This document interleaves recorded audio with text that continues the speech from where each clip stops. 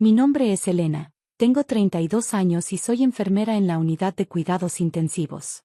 Mi historia comenzó hace 5 años, cuando me casé con David, un exitoso cirujano cardiólogo que conocí durante mi turno en el hospital. David era diferente a los otros médicos. Mientras algunos apenas notaban nuestra existencia, él siempre trataba a las enfermeras con respeto y amabilidad. Nos enamoramos trabajando juntos, compartiendo largos turnos y salvando vidas lado a lado. Fue un romance que parecía sacado de una película, hasta que conocí a su familia. Los Martínez eran una de las familias más prestigiosas de la ciudad. Su padre era dueño de una cadena de hospitales privados, y su madre, Victoria, era la típica socialité que aparecía en las páginas de sociedad organizando eventos benéficos. Desde el primer momento, Victoria dejó clara su desaprobación. David, cariño, ¿una enfermera? Pensé que estaba saliendo con la hija de los Rodríguez, ella al menos tiene un apellido reconocible. Esas fueron sus primeras palabras cuando David me presentó. No respondí, pensando que con el tiempo me aceptaría. Qué equivocada estaba. Los siguientes años fueron un constante recordatorio de mi posición inferior en la familia. En las cenas familiares, Victoria siempre me sentaba en el extremo más alejado de la mesa. En los eventos sociales, me presentaba como la esposa de David sin mencionar mi nombre o profesión. Pero lo que más me dolía era cómo manipulaba a David. Hijo, ¿realmente quieres que la madre de tus futuros hijos sea alguien que apenas gana lo suficiente para mantenerse? ¿Qué ejemplo les daría? David solía defenderme al principio, pero con el tiempo, sus defensas se volvieron más débiles. Comenzó a sugerir que quizás debería considerar dejar de trabajar, que él ganaba lo suficiente para mantenernos. Me negué. Amaba mi trabajo, amaba ayudar a las personas, y no iba a renunciar a eso por satisfacer a su madre. La situación empeoró cuando Victoria comenzó a organizar cenas familiares semanales, siempre invitando casualmente a jóvenes doctoras solteras de buenas familias. David nunca mostró interés en ellas, pero tampoco detenía los obvios intentos de su madre por emparejarlo. Una noche, durante una de estas cenas, Victoria cruzó la línea. Había invitado a la hija de uno de sus amigos, una dermatóloga recién divorciada. ¿Sabes, David? Isabella acaba de abrir su propia clínica estética.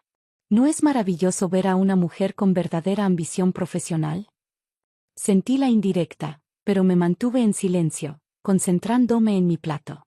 A diferencia de otras que se conforman con trabajos más básicos. David tosió incómodamente pero no dijo nada. Su silencio dolía más que las palabras de su madre. Aunque supongo que no todos pueden aspirar a más. Algunos nacemos para liderar y otros para servir. Fue entonces cuando dejé mis cubiertos sobre la mesa. El tintineo del metal contra la porcelana fina resonó en el repentino silencio. Discúlpenme, dije levantándome. Acabo de recordar que tengo turno temprano mañana. Personas que necesitan ser servidas. Salí del comedor con la cabeza en alto, aunque por dentro estaba temblando. David me siguió hasta el auto. Elena, ¿sabes cómo es mi madre?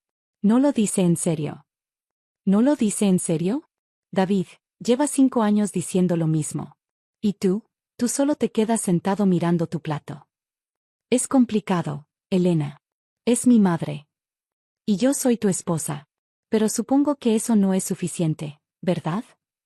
Esa noche dormimos en habitaciones separadas por primera vez desde que nos casamos. Al día siguiente, David actuó como si nada hubiera pasado, una habilidad que había perfeccionado a lo largo de los años. Las semanas siguientes fueron tensas. David comenzó a trabajar más horas, tomando cirugías adicionales. Yo también me sumergí en mi trabajo, aceptando turnos extras. Nos estábamos distanciando, y ambos lo sabíamos. Entonces, una noche, David llegó a casa más temprano de lo habitual. Parecía pálido y cansado. ¿Estás bien?, pregunté, notando cómo se apoyaba en la pared. Solo un dolor de cabeza, respondió. Nada serio. Pero yo era enfermera. Sabía reconocer cuando algo no estaba bien. Insistí en que se hiciera un chequeo, pero se negó, diciendo que solo necesitaba descansar. 3 días después, David colapsó en medio de una cirugía. Aneurisma cerebral. Fue rápido, dijeron los médicos. No sufrió, me aseguraron. Como si eso hiciera que todo doliera menos. Victoria llegó al hospital como un huracán, culpándome por no haber notado los síntomas antes, por no haberlo forzado a hacerse exámenes. Como si ella hubiera hecho algo diferente. Si hubiera estado con alguien más calificado, alguien que realmente entendiera de medicina. No terminó la frase, pero no necesitaba hacerlo. El mensaje era claro. Los días siguientes fueron un borrón de arreglos funerales y visitas de condolencia. Victoria tomó el control de todo, apenas consultándome. Después de todo, yo era solo la enfermera que se casó con su hijo. Una semana después del funeral, recibí una llamada del abogado de David. Quería verme en su oficina. Solo a mí. El señor Martínez dejó instrucciones específicas, dijo cuando pregunté si debería informar a Victoria. Solo usted. No sabía entonces, pero esa reunión cambiaría todo. David había guardado más secretos de los que imaginaba, y estaba a punto de descubrirlos todos. La oficina del abogado Tomás García era exactamente como uno esperaría. Paredes cubiertas de libros de derecho, diplomas enmarcados y un escritorio de caoba que probablemente costaba más que mi auto. Me senté frente a él, notando cómo sus ojos mostraban una mezcla de compasión y anticipación. Señora Martínez, comenzó, y casi lo corregí para decirle que usaba mi apellido de soltera, pero me contuve. Su esposo vino a verme hace 3 meses. Parpadeé sorprendida. David nunca mencionó haber visitado a un abogado. Me pidió que preparara varios documentos legales y que los mantuviera en absoluto secreto hasta ahora. El abogado sacó una carpeta gruesa de su cajón. Antes de proceder, debo preguntarle, ¿sabía usted que su esposo era el principal accionista de los hospitales Martínez? ¿Qué? No, eso es imposible. Su padre. Su suegro es el rostro público de la empresa, sí. Pero hace 5 años, el abuelo de David, don Roberto Martínez, transfirió en secreto el 51% de las acciones a su nieto. Aparentemente, no confiaba en que su hijo manejara el legado familiar adecuadamente. Mi cabeza daba vueltas. David nunca mencionó esto. Su esposo tomó algunas decisiones legales importantes en los últimos meses de su vida, continuó el abogado.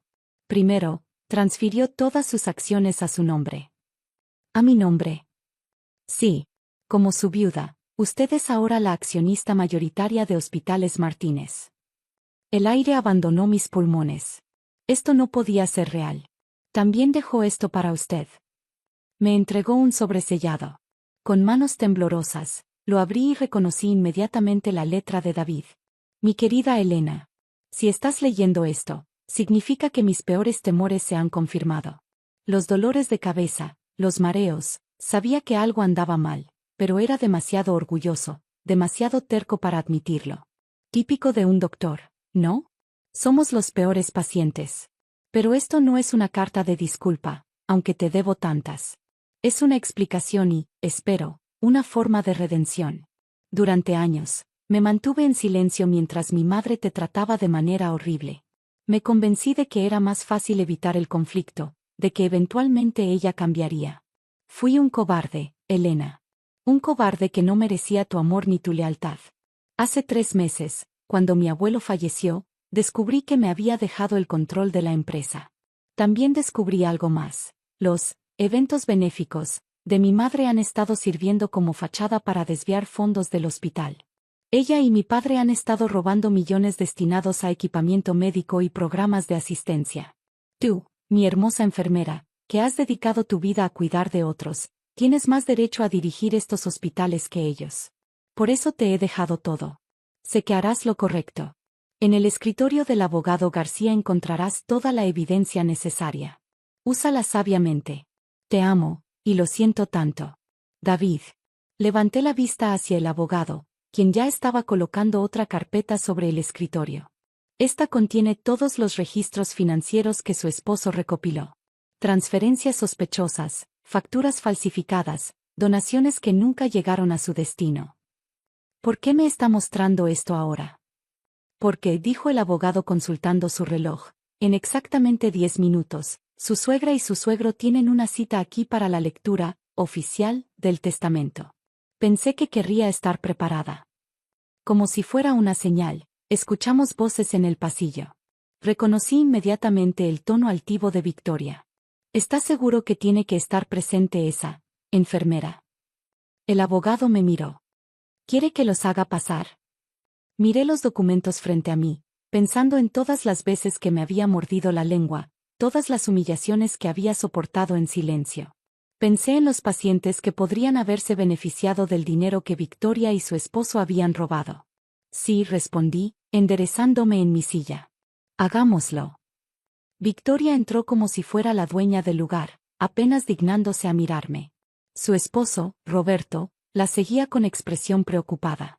Terminemos con esto, dijo Victoria, sentándose. Supongo que la pequeña enfermera recibirá su parte correspondiente por ley, y el resto. En realidad, interrumpió el abogado, el señor David Martínez dejó instrucciones muy específicas sobre la distribución de sus bienes. Por supuesto, sonrió Victoria. Mi David siempre fue un buen hijo. Sabía la importancia de mantener el patrimonio familiar. Señora Martínez, el abogado se dirigió a mí, ignorando deliberadamente a Victoria. Como accionista mayoritaria de Hospitales Martínez, desea proceder con la auditoría externa que su esposo programó. El rostro de Victoria perdió todo color. ¿Qué? ¿Qué está diciendo? También tengo aquí los documentos relacionados con ciertas irregularidades financieras que el señor Martínez descubrió. ¿Desea presentar estos hallazgos a la junta directiva? Victoria se levantó de golpe, su silla cayendo hacia atrás. Esto es ridículo. Imposible.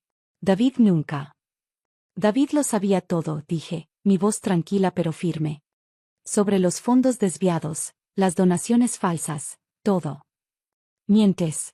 Roberto, haz algo. Mi suegro parecía haber envejecido 10 años en los últimos minutos. Victoria, susurró. Victoria, nos descubrieron. Cállate, gritó ella, girándose hacia mí con furia. Tú, pequeña arribista. Esto es tu culpa. Manipulaste a mi hijo. No, Victoria. La única manipuladora aquí eres tú. Y se acabó. Me puse de pie, sosteniendo los documentos. Como nueva directora de Hospitales Martínez, mi primera acción será ordenar una auditoría completa. Cada centavo desviado será rastreado y devuelto. Cada programa cancelado será reinstaurado. No puedes hacer esto. Somos tu familia. No, Victoria. Nunca me permitiste ser familia. Ahora, soy tu jefa. La puerta se abrió y entraron 2 hombres de traje. Señora Martínez, dijo el abogado. Estos caballeros son de la División de Delitos Financieros. Tienen algunas preguntas para sus suegros. Victoria comenzó a gritar, amenazando con destruirme, con arruinar mi vida. Pero sus amenazas sonaban huecas ahora. Ya no tenía poder sobre mí. Mientras los oficiales escoltaban a mis suegros fuera de la oficina, me quedé mirando por la ventana, pensando en David. Había intentado arreglar las cosas a su manera. Ahora me tocaba a mí asegurarme de que su último acto de valentía no fuera en vano. Los siguientes meses fueron un torbellino de actividad. La noticia de que Victoria y Roberto Martínez habían sido arrestados por malversación de fondos fue un escándalo que sacudió a toda la comunidad médica. Los titulares eran despiadados: familia Martínez, robando a los enfermos y la caída de un imperio hospitalario. Pero yo tenía trabajo que hacer, y no era momento de regodearme en su caída. Mi primera acción como directora fue convocar una reunión de emergencia con todo el personal del hospital principal. Recuerdo estar de pie frente a cientos de médicos, enfermeras y personal administrativo, muchos de los cuales me conocían solo como la enfermera que se casó con el doctor Martínez. Buenos días, comencé, mi voz más firme de lo que me sentía. Algunos de ustedes me conocen del piso de UCI. Otros quizás solo me han visto en los pasillos. Pero hoy estoy aquí como su nueva directora, y tengo una pregunta para todos. ¿Qué necesitan para hacer mejor su trabajo? El silencio inicial fue seguido por una avalancha de respuestas. Enfermeras hablando sobre equipos obsoletos, médicos mencionando la necesidad de más personal, personal de limpieza solicitando mejores materiales. Tomé nota de todo. A partir de hoy, anuncié, cada decisión en este hospital se tomará pensando en una sola cosa: el bienestar de nuestros pacientes. Las semanas siguientes fueron agotadoras. Descubrimos que Victoria había desviado más de $20 millones destinados a equipamiento y programas sociales. Con la ayuda del abogado García y un equipo de auditores, comenzamos a rastrear cada centavo. No fue fácil. Algunos médicos antiguos, amigos de la familia Martínez, renunciaron en protesta por mi liderazgo. Una enfermera dirigiendo el hospital. Es ridículo, los escuché murmurar. Pero por cada uno que se fue, contraté a 2 profesionales que compartían mi visión. Una mañana, mientras revisaba algunos documentos en mi nueva oficina, me negué a usar la lujosa suite que Victoria había decorado, recibí una visita inesperada. ¿Isabella? Era la dermatóloga que Victoria solía invitar a las cenas familiares, esperando que captara la atención de David. Elena, yo, quería disculparme. Nunca debí participar en los juegos de Victoria. No hay nada que disculpar, respondí, recordando mis propios silencios incómodos durante esas cenas. También quería contarte algo. Victoria, ella solía presumir sobre cómo desviaba fondos del hospital. Pensaba que era divertido, como un juego de sociedad. Tengo mensajes, correos. Isabella se convirtió en un testigo clave en el caso contra Victoria y Roberto. Su testimonio, junto con la evidencia que David había recopilado, aseguró que ambos se enfrentaran la justicia. 6 meses después de asumir la dirección, inauguramos la primera de muchas nuevas iniciativas, una clínica gratuita en un barrio de bajos recursos. La llamé Proyecto David. ¿Por qué sigues usando el apellido Martínez?, me preguntó una colega un día. Después de todo lo que pasó. Porque este apellido ya no significa lo que Victoria quería que significara, respondí. Ahora significa servicio, compasión y cuidado. Es el legado que David quería dejar. Un año después del fallecimiento de David, recibí una carta desde la prisión. Era de Victoria. Querida Elena. La humillación de escribir esta carta solo es superada por la humillación de estar aquí. Supongo que estarás satisfecha. Has destruido todo lo que construimos. He visto las noticias. Las nuevas clínicas, los programas de atención gratuita, las becas para estudiantes de enfermería. Estás acabando con nuestra fortuna. David estaría decepcionado. No terminé de leer la carta. Ya no necesitaba su aprobación ni me afectaban sus palabras. La Elena que temblaba ante sus críticas había quedado atrás. Esa tarde, visité la tumba de David por primera vez en meses. Había estado demasiado ocupada trabajando en transformar su legado. Lo logré, amor, susurré, colocando flores frescas. Los hospitales ahora son lo que siempre debieron ser, lugares de sanación y esperanza. Mi teléfono sonó. Una emergencia en UCI requería mi atención. Aunque ahora era directora, seguía haciendo turnos regulares como enfermera. Era importante para mí no perder el contacto con la razón por la que todo comenzó, el deseo de ayudar a otros. Tengo que irme, dije a la tumba de David. Hay pacientes que necesitan ser servidos. Esta vez, la palabra no tenía el tono amargo que Victoria le había dado. Era un honor servir, cuidar, ayudar. Era lo que siempre había querido hacer, y ahora podía hacerlo a una escala mayor. Mientras caminaba hacia el hospital, pensé en cómo la vida da vueltas. Victoria siempre pensó que ser enfermera me hacía menos. Nunca entendió que mi experiencia como enfermera era exactamente lo que el hospital necesitaba. Alguien que entendiera las necesidades reales de los pacientes y del personal, alguien que viera más allá de los números en una hoja de balance. El hospital ahora era diferente. Los pasillos tenían más luz, el personal sonreía más, y los pacientes recibían la atención que merecían. Cada día traía nuevos desafíos, pero también nuevas oportunidades para hacer el bien. David había querido hacer lo correcto pero no encontró el valor hasta que fue demasiado tarde.